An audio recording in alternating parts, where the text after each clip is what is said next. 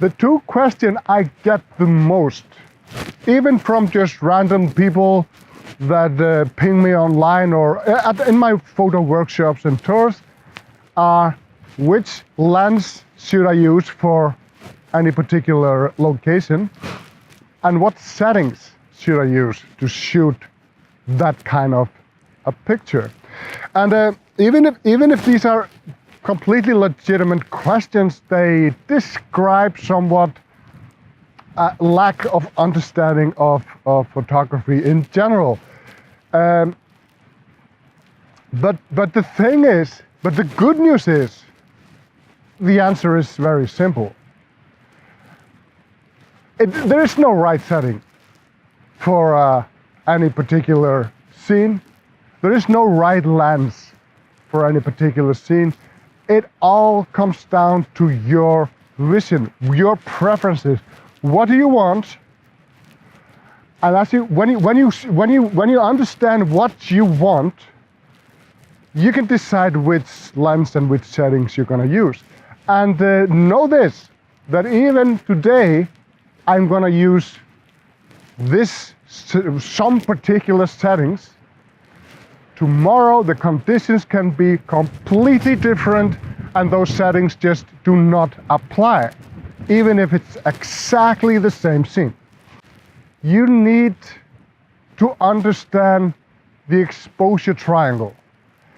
Everything is built on the exposure triangle. If you understand that and only that, in photography, you got that down, but nothing else, you got it. There's nothing really you need to learn if you understand that. I would argue that the best way to enter any photography gene is through landscape, because landscape photography is simple. Probably a lot of people are gonna disagree with me now and say, "Oh no, it's not simple. It's complicated. You have to. It's an art." And yeah, I understand. You're not gonna produce anything amazing right off the bat when you start, unless you're some kind of a whiz kid or something. But what I mean is the settings, the photography settings, the settings for the camera you need to use. It's so simple. And when you're shooting landscape, you have time. You have all the time in the world. If I'm shooting this here, I can just, think about it. I can Google. This is not going anywhere. I have time. But if you're shooting something else, street life or travel photography, anything, these are moments and you need to be sharp. You need to have your settings down. So learning the exposure triangle through landscape photography is the best way to do. It's the best way to go. In this video, I'm gonna focus mainly on speed, because that's perhaps one of the most important thing in the landscape photography. It's all important, but let me pick that one out for a moment, because speed controls your visual flow, if you will. If you want to see a visual flow of the water, if you want to drag the clouds, if you want to have a smooth, cottonly-like waterfalls, it's all about speed. So I'm gonna talk about that. I'm gonna mention slightly aperture, because it doesn't matter, when I talk about something, the other thing is always gonna come up. And when I talk about aperture, people are they're gonna go off focus and say, "What about speed?" And now I'm talking about speed, then a lot of people will go, "Well, what about aperture?" Aperture doesn't matter. That's the simple answer. If in landscape photography, put your aperture anywhere between f8 and f16, and it's showtime. You're good to go. Unless there is something specific you're doing. You have your foreground just really close and you want everything in focus, then you have to focus stack. There's a video here about that. So just to demonstrate it, I'm gonna show you the same scene in various apertures. You know, just so you can understand what I'm talking about, you know, when I say it doesn't matter that much. Of course, everything matters. ISO, aperture speed, everything matters. But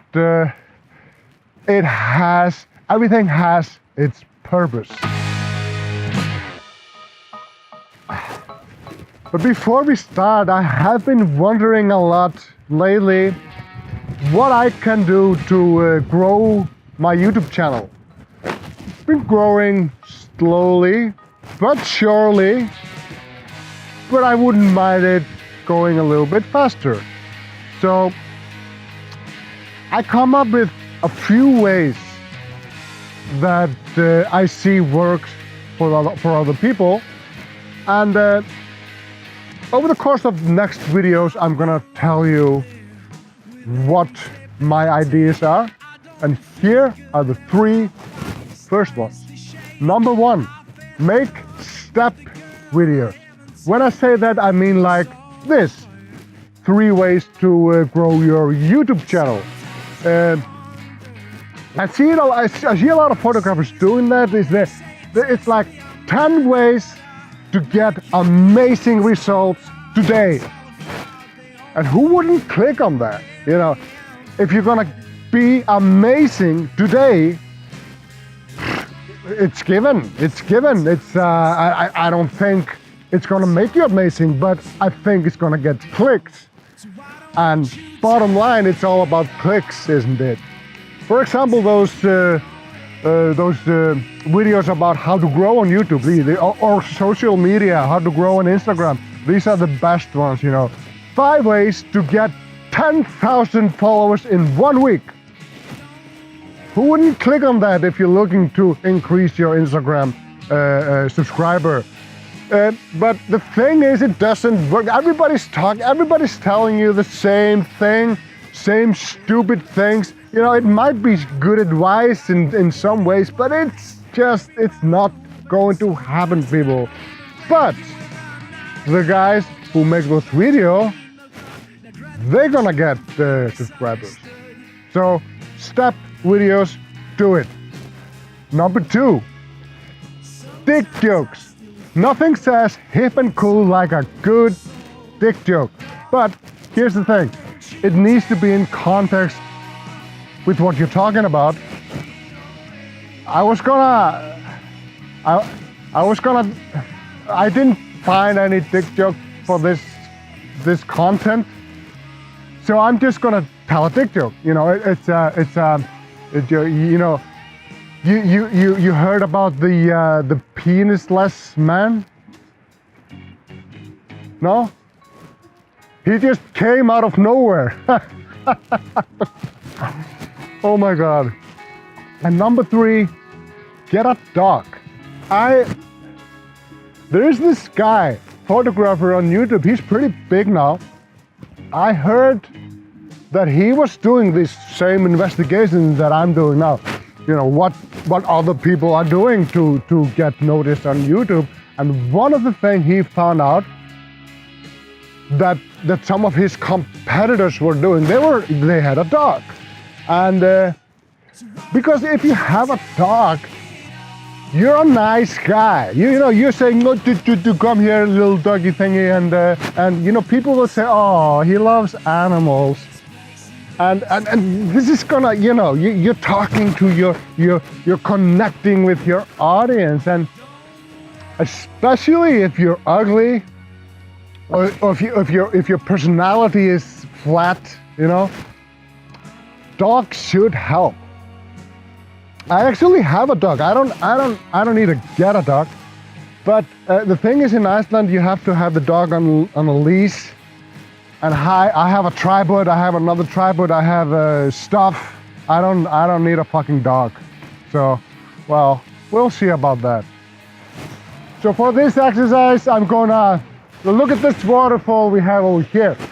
This is actually 5 minutes away from my house.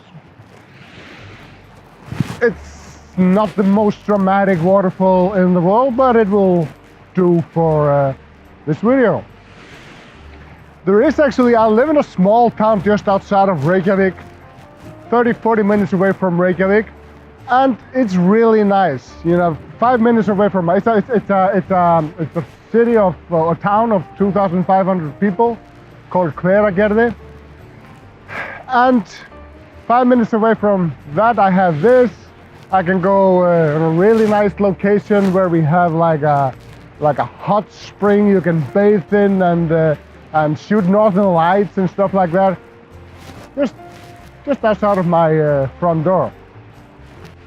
But I'm gonna show you now. Well, this is about speed. This is about shutter speed.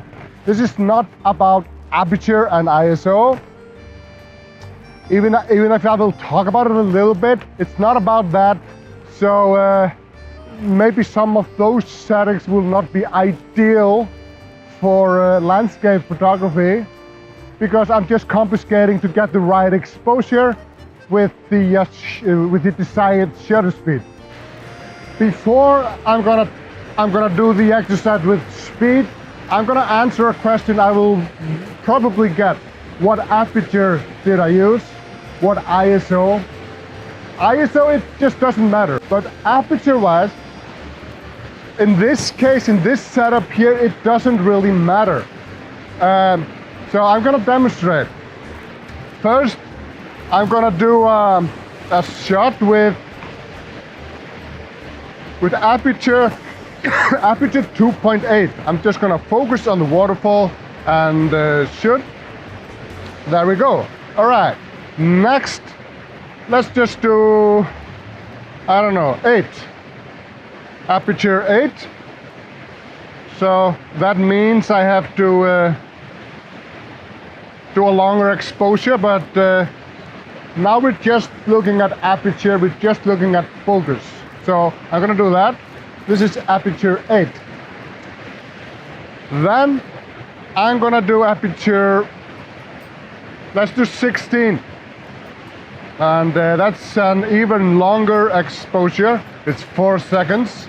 So here is f16. There we go. So as you can see now on these images, the difference between f8 especially and f16 is just, there's no difference.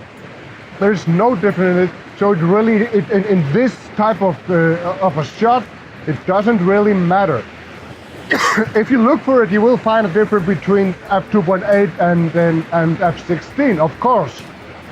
But the thing is, if you're shooting landscape, it's easy. It's really, really easy to figure out your aperture if you're shooting landscape. For most parts, it's been f8 and f16.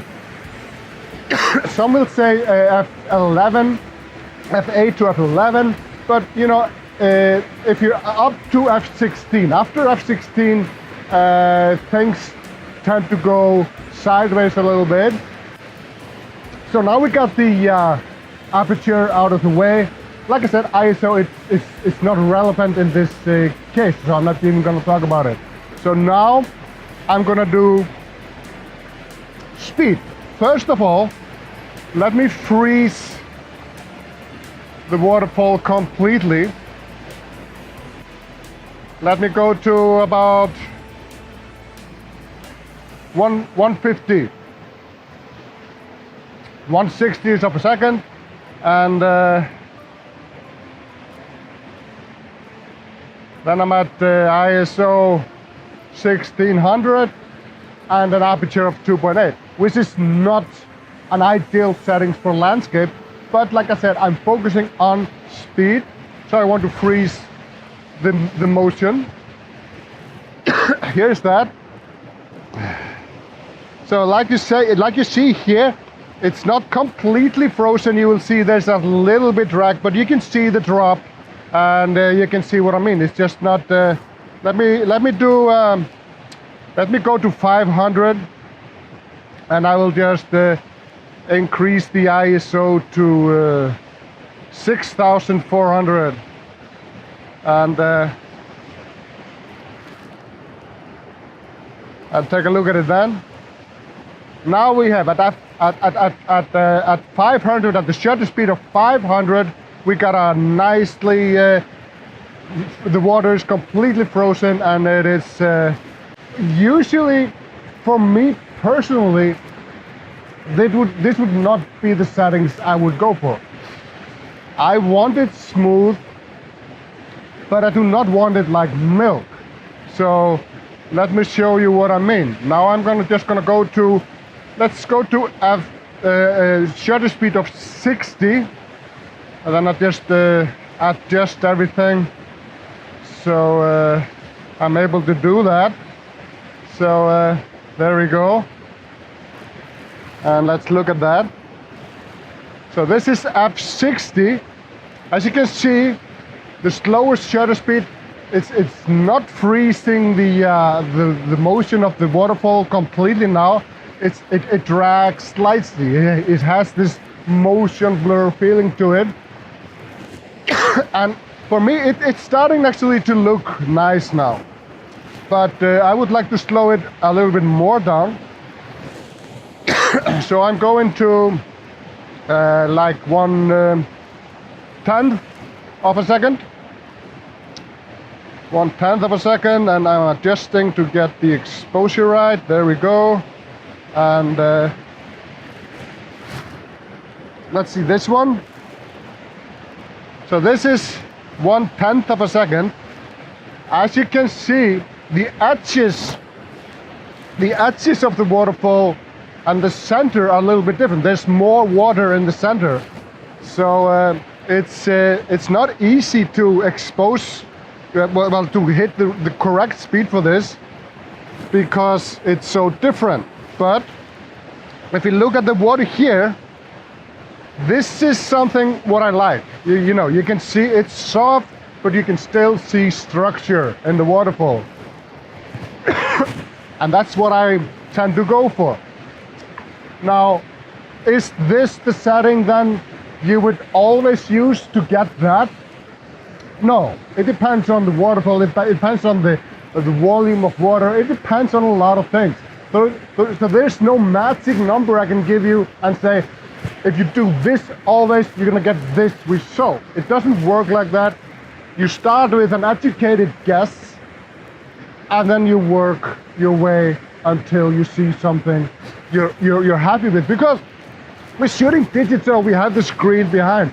It's not like in the old days where you couldn't see the result, so you just had to guess and then come again, you know, if you fail. Here we can see an instant result, so it isn't that hard to get it correctly. So now let's do something completely different. Let's go for 2 seconds.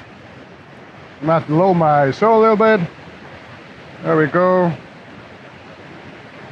Okay, this is 2 seconds. So with 2 seconds exposure, I'm getting this really, really soft waterfall, like a lot of people like it. But here's the thing. Let me increase it even more. Here are 6 seconds, and lowering my ISO. There we go. This is 6 seconds. So as you can see, when I zoom in on the 6 second, and this is the 6 second, and then the 2 second exposure, the waterfall looks about the same. You know, there's not a huge difference. There, you can see a little bit different in the water, but the river, but the waterfall is basically the same. And now I'm going for, let's see if I can do, yeah, this is 13 seconds. So it's a little bit overexposed, but you know, it doesn't matter. It's perfectly good for the sake of this exercise. 13 seconds. There we go. Let's do this. All right. Now we have 13 seconds. And if I zoom that in, you can see and compare it with the 6 second. There is basically no different in the waterfall. So the point is, with the waterfall, exactly how many seconds you do it. If you want this completely silky look on the waterfall, it looks like a waterfall of milk. I don't particularly like it, but some people do. And if you want that, it doesn't really matter if you're at 4 seconds or 8 seconds or 20 seconds. It looks exactly the same. So let's take this home with a recap. What lens should you use at any given location? Well, bring all. And when I say all, when I'm shooting landscape, I always have my 16-35, my 24-70, my 70-200. If you have these 3 lenses, you're golden. If you don't have all of them, just bring what you have everywhere. Don't leave it in the car. Don't leave it you're always gonna need the lens you don't have. So just carry it around in your backpack. That's why we have the damn things. So when you're at location, do start with the widest lens. Start with the 16-35. Do those wide-angle shots with the depth and the drama. Everybody's wet dream on Instagram. If that's too wide, everything is too small. The mountains in the background too small. If you see it immediately. If it's too wide, go for the 24-70. Bring everything a little closer. And when you exhaust every possibility you can find, go for the big guns. Go for the 70-200 and those beautiful details you have everywhere. Because the thing is, if you're on a location which you've never been to before, and it takes you about 30 minutes or 40 minutes and one lens to exhaust the scene, you're not doing your job, man. Because the magic happens when you exhaust all the obvious frames. Because everybody sees the same thing. When they enter a location, everybody sees the same. That's why you're gonna find that most photographs from a locations are very similar, because this is what people do. They come, they do the obvious thing, and they leave. It's only when you've done that and you start looking with then your vision, your creativity, that's when you bring that out. That's when magic happens. And then we have the settings. And again, that's all dependent on you and your vision and your preferences. But here's my thing. Do you want a silky smooth waterfall? Or do you want the waterfall to be completely frozen, or something in between, or whatever why pick one thing? Why not just do it? It's not like you have a film of 24 shots and you have to, be careful not to spend all your film because you have more shots to do. You shoot in digital, just go nuts. Do everything you can think of. Not only with this, so many times I'm home from a location and I'm maybe with a group and I have my shots. I'm pretty good with it. It's a nice shot.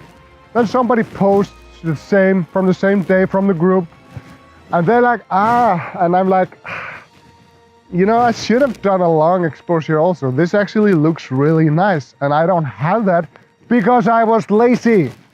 It's just that, do everything. Freeze the motion, get the silky smooth thing, get the drag clouds, get everything. That's why you're there. Don't be that guy that comes to a location, he asks, where's the money shot? Where's the shot? Where should I shoot? And what's my settings? Because you're gonna get one, you're gonna get a nice frame. It's not that. You should always do the money shot, but don't do only that. I always get the feeling with people who work like that they're not really into landscape photography. They just want a good photograph. Something to post on Facebook and everybody can say, wow, you're amazing. And to be honest, there's nothing amazing about it.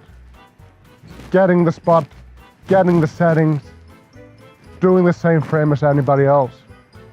So I hope you enjoyed this video and I hope you understand speed better, shutter speed better than you did before. And also with everything around it I've been talking about, this is my mental approach to photography. It's not about a shot, it's the whole process of getting it, of figuring it out. There's no right settings, there's no right lens, there's no right camera. Even that camera manufacturers are eager to tell you that their camera is the best one. Thank you for watching. Bye.